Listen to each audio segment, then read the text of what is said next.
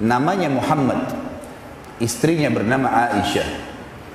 Tetapi tidak kita lihat ciri Muhammad dan Aisyah pada diri mereka. Kalau ditanya siapa nabimu, jawabannya Allah, jawabannya Nabi Muhammad SAW. Siapa nabimu, dia akan mengatakan Muhammad SAW.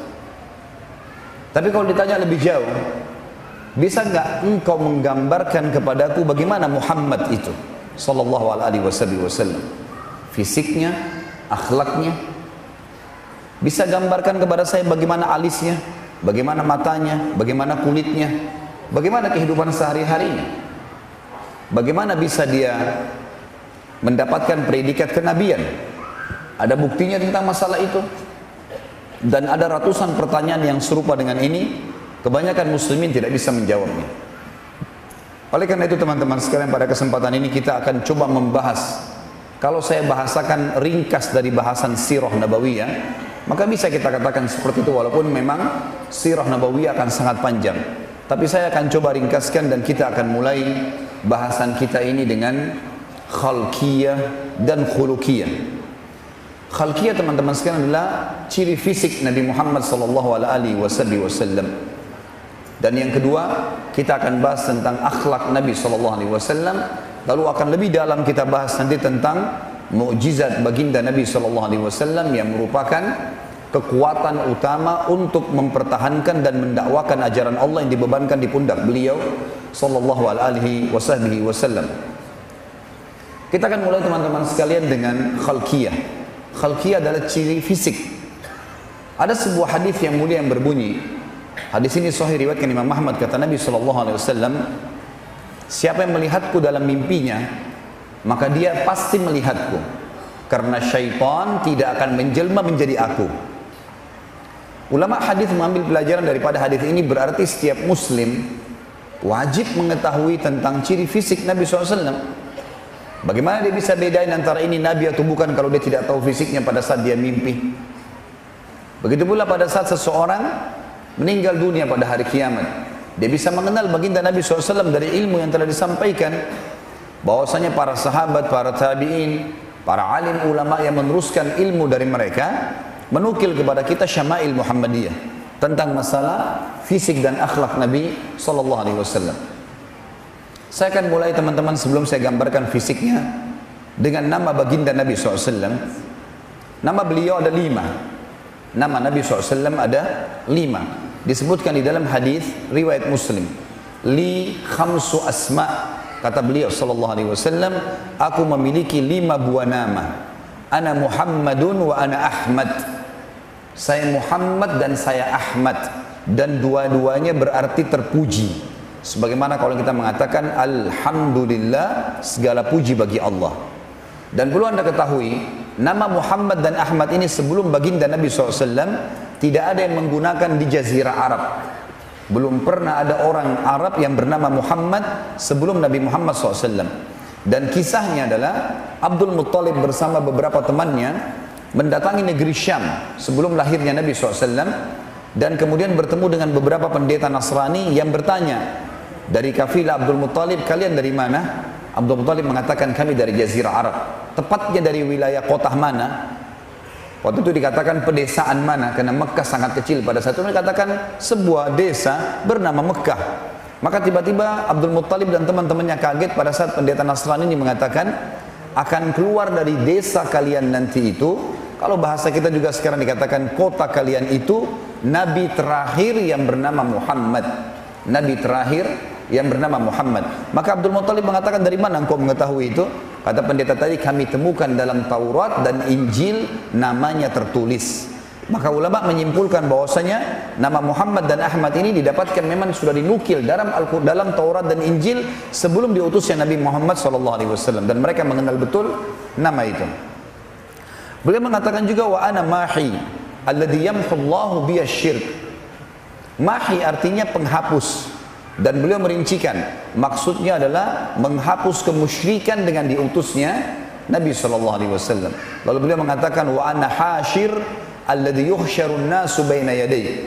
Dan aku adalah hashir yang akan dibangkitkan manusia setelah aku dibangkitkan. Karena hashir artinya orang yang dibangkitkan. Dan yang terakhir, yang kelima, beliau mengatakan, wa ana aqib. dan saya Aqib alladzi la nabiyya ba'di. Saya Aqib yang berarti tidak ada nabi lagi setelahku. Ini 5 buah nama baginda Nabi SAW yang umumnya banyak muslimin ketahui, cuma yang 2 pertama, Muhammad dan Ahmad. Ini juga sekaligus membantah teman-teman sekalian sebagian statement di antara muslimin sendiri. Mereka mengatakan kami tidak mengenal nama Ahmad untuk nama Nabi Muhammad SAW. Jelas hadis tadi riwayat Muslim menjelaskan beliau memiliki juga nama Ahmad. Dan dalam Al-Quran Isa alaihissalam mengatakan dalam salah satu surah Al-Quran, surah Sad, yang berbunyi a'udzubillahi minasyaitonirrajim, wa idh qala Isa ibn Maryam ya bani Israil inni rasulullahi ilaikum musaddiqan lima baina yadayya minat taurati wa mubashiran bi rasulin ya'ti min ba'di ismuhu Ahmad. Al-ayah. Dan ingatlah ketika Isa berkata kepada Bani Israel, sesungguhnya aku utusan Allah kepada kalian dan aku membawa dan membenarkan kitab Taurat serta membawa berita gembira akan datang Nabi setelahku bernama Ahmad. Berarti ini memang bagian daripada nama Nabi SAW. Hanya saja beliau lebih dikenal dengan nama Muhammad karena memang Al-Quran menamakan kalimat itu atau nama ini. Sebagaimana kita tahu ada surah Muhammad dalam Al-Quran, memang diberikan nama Muhammad. Dan banyak dalam hadis-hadis Nabi SAW kalau menyebutkan Tuhanku berkata wahai Muhammad, wahai Muhammad, maka lebih dominan digunakan nama Muhammad alaihi salatu wassalam. Kemudian teman-teman sekalian, kita masuk ke masalah fisik. Nabi SAW disimpulkan dalam banyak, tentu saya simpulkan dalam banyak riwayat, langsung saya sampaikan diantaranya riwayat Ali radhiyallahu anhu, Abu Musa al-Asy'ari radhiyallahu anhu, dan banyak sahabat Nabi yang menukil tentang fisik Nabi SAW. Beliau adalah orang yang berkulit putih, saking putihnya sampai pipinya kemerah-merahan. Beliau memiliki alis yang sangat tebal berwarna hitam, berbentuk seperti busur panah yang lebar. Jadi sangat besar dan lebar dan tebal. Serta beliau memiliki bola mata yang besar, dikelilingi dengan bulu mata yang lebat, dan bola mata di dalamnya putihnya putih bersih, hitamnya hitam pekat. Sampai para sahabat mengatakan, kalau kami ingin bercermin di mata Nabi SAW, kami bisa bercermin karena jernihnya. Nabi SAW memiliki hidung, bibir, dan juga dahi serta pipi, dalam riwayat dikatakan sepadan dengan wajahnya alaihi salatu wassalam, yang tidak oval dan juga tidak bulat. Nabi SAW memiliki rambut yang berwarna hitam pekat dan tidak keriting juga tidak lurus, artinya berombak, yang dibiarkan sampai lumma atau jummah, terkadang dibiarkan sampai kuping atau sampai pundak.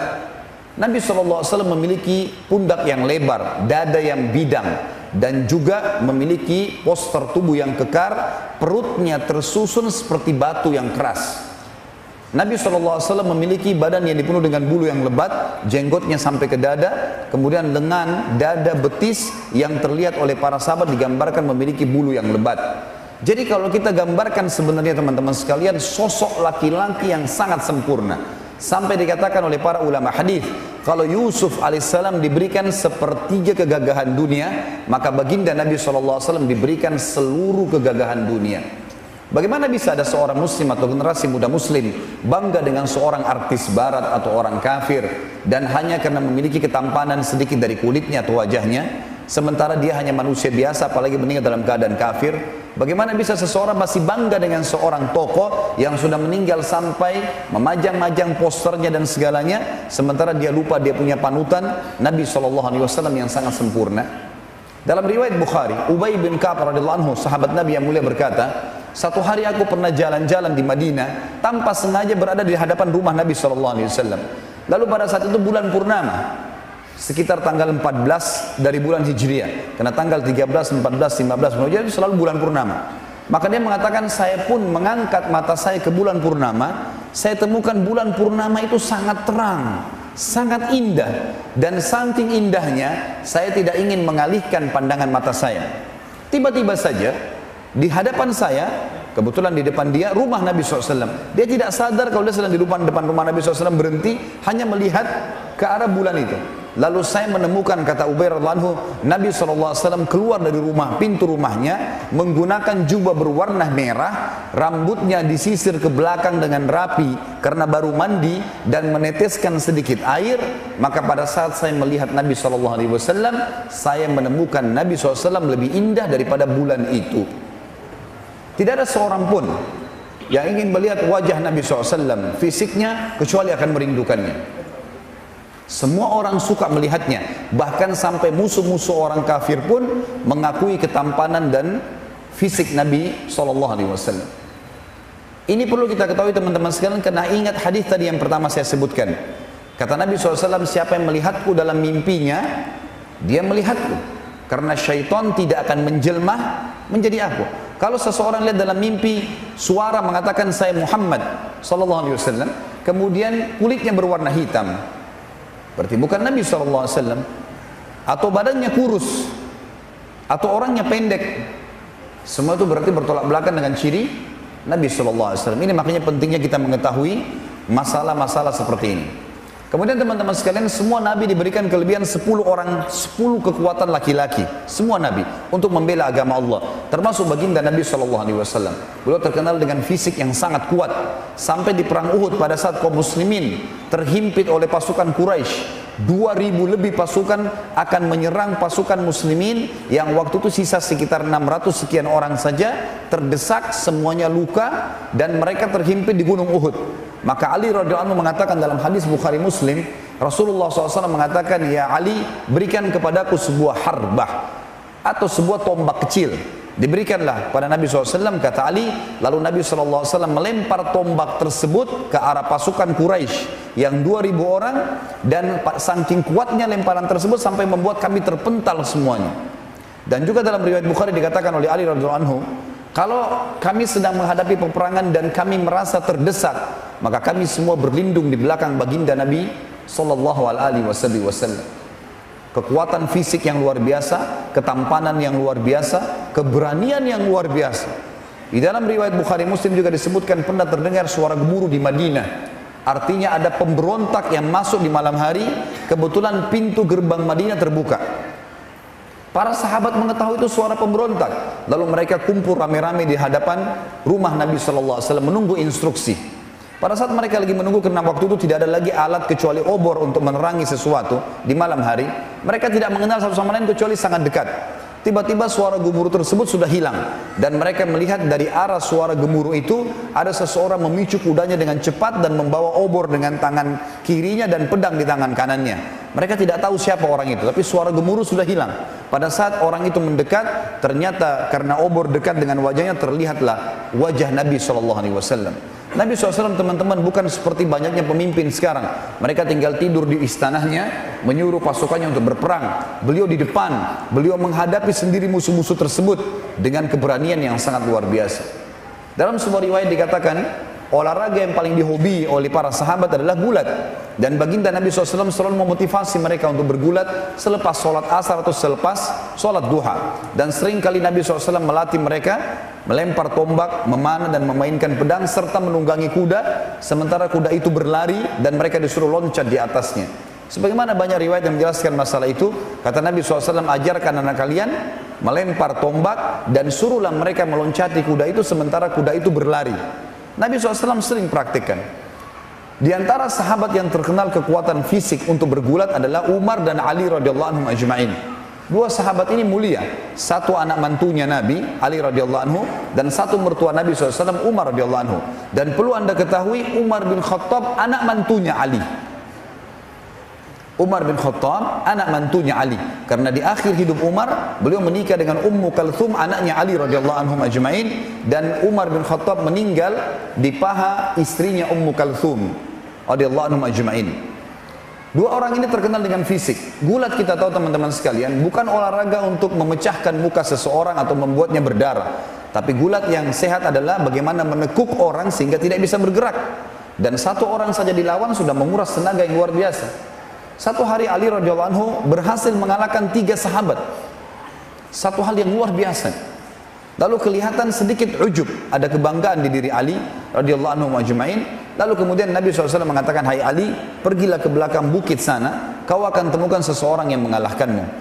Maka Ali pun dengan senang menuju ke sana. Begitu tiba di belakang bukit, ditemukan ada seseorang yang sedang berdiri, ditutup semuanya bagian alisnya, mukanya dan kepalanya dengan imamah, dan hanya kelihatan bola matanya. Orang seperti ini sulit untuk dikenal. Lalu kemudian orang itu membuat sebuah ring dengan kayu, bulat di padang pasir lalu memanggil Ali untuk masuk ke dalam ring tersebut. Ringkas cerita, terjadilah duel antara orang itu dengan Ali radhiyallahu anhu ajma'in, dengan para sahabat. Tentunya kita semua mengucapkan radhiyallahu anhu ajma'in. Jadi walaupun satu sahabat, seringkali saya sebutkan dengan jamak untuk memberikan ridha kepada seluruh sahabat sebagaimana Allah mengatakan radhiyallahu anhum wa radu'an. Ali pun radhiyallahu anhu akhirnya bergulat dan terkalahkan oleh orang tersebut. Dua kali, tiga kali gerakan terkalahkan, tertekuk, tidak bisa bergerak. 2 kali, 3 kali, sampai 10 kali. Akhirnya Ali mengatakan, saya mengaku kalah, tapi saya ingin tahu siapa kamu. Lalu orang tersebut membuka cadarnya, ternyata dia baginda Nabi SAW. Adab yang luar biasa. Nabi SAW tidak mau mempermalukan Ali di hadapan para sahabat, tapi ditantang Ali dengan cara ini, di belakang bukit tidak ada yang lihat, agar Nabi SAW memberikan pendidikan, jangan sampai kamu ujub karena masih ada orang yang lebih kuat daripada kamu. Nabi SAW memiliki hal yang sangat luar biasa. Beliau juga, teman-teman sekalian, memiliki sesuatu yang jibiliyah namanya.